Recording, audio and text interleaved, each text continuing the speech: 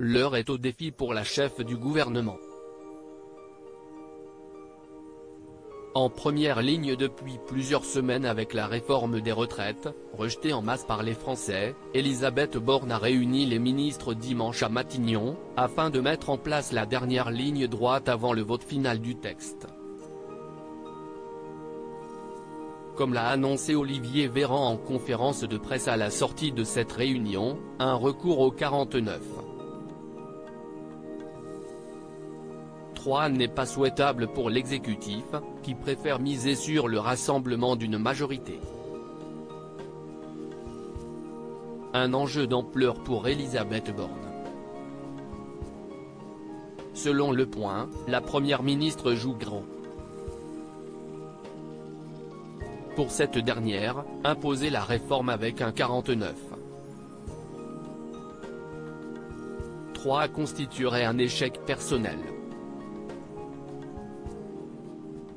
Comme le rappelle le magazine d'actualité, la locataire de Matignon a travaillé d'arrache-pied pour réunir les voix des députés LR. Un travail qu'Emmanuel Macron semble prêt à sacrifier, explique l'un de ses proches au Point, qui le dit plus prompt que tout autre à activer 49.3 sur ce texte controversé. Le passage de la réforme sera sans nul doute décisif pour le quinquennat d'Emmanuel Macron.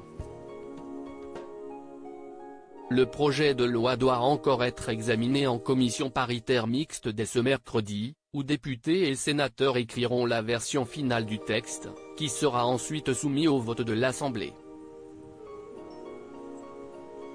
Supérieur à gouvernement, retour sur les ministres du gouvernement Borne-Elisabeth Borne, une détermination sans borne face à la pression. La technocrate, seconde femme de l'histoire à diriger Matignon, regrette-t-elle sa nomination?